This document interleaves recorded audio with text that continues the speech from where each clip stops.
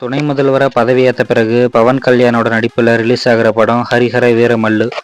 ரொம்ப வருஷமா எடுத்துக்கிட்டே இருந்தாங்க. ஒரு கட்டத்தில் டைரக்டர் வேற படத்துக்கு போயிட ப்ரொடியூசரோட பையனே மீதி படத்தை டைரக்ட் பண்ணி ஒரு வழியாக படத்தையும் ரிலீஸ் பண்ணிட்டாங்க.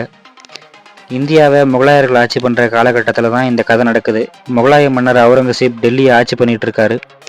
சின்ன சின்ன திருட்டு வேலைகளை பண்ணி கமிஷன் வாங்குறது, ராபின்ஹுட், மலையூர் மம்டியன் மாதிரி இருக்கவங்ககிட்ட இருந்து எடுத்து இல்லாதவங்களுக்கு கொடுக்குற ஒரு ஆளாக தான் பவன் கல்யாண் இருக்காரு. கோல்கொண்டா கோட்டையை ஆட்சி பண்ணுற மன்னர் ஒருத்தர் பவன் கல்யாண்கிட்ட வந்து, டெல்லி ஆள்ற அவுரங்கசீப் கிட்ட விலை மதிக்க முடியாத கோகினூர் வைரம் இருக்கு, அதை எடுத்தா காலத்துக்கும் வேற எந்த திருட்டையும் செய்ய முடியாத அளவுக்கு ஒர்த்தா இருக்கும் அப்படின்னு சொல்ல, டெல்லிக்கு போற பவன் கல்யாண் கோகினூர் வைரத்தை எடுத்தாரா இல்லையா அப்படின்றதுதான் மொத்த படமே. படத்தோட பலம் பவன் கல்யாண்.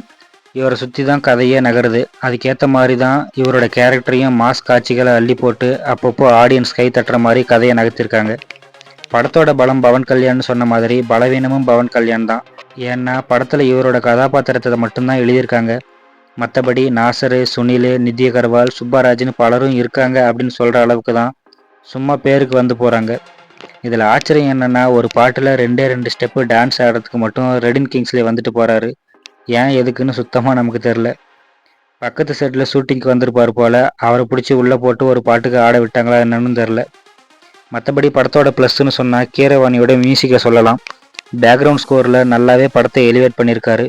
அவுரங்கசீப்பாக நடிச்சிருக்க பாபி டியோலோட என்ட்ரி, ஒரு 15 பேரை அடித்து துவம்சம் பண்ணி அதகலமான ஆக்ஷன் சீன்ஸோட என்ட்ரி ஆகிற பவன் கல்யாண், ஒரு கேரக்டரை வச்சு இன்டர்வலுக்கு முன்னாடி வரக்கூடிய ஒரு சின்ன ட்விஸ்ட்டு அப்படின்னு ஃபர்ஸ்ட் ஹாஃப் நல்லா விறுவிறுப்பாக போனாலும் செகண்ட் ஹாஃப் மொத்தமாக படுத்துருது. இதில் கிராஃபிக்ஸ் வேறு ரொம்ப மோசமாக இருக்குது.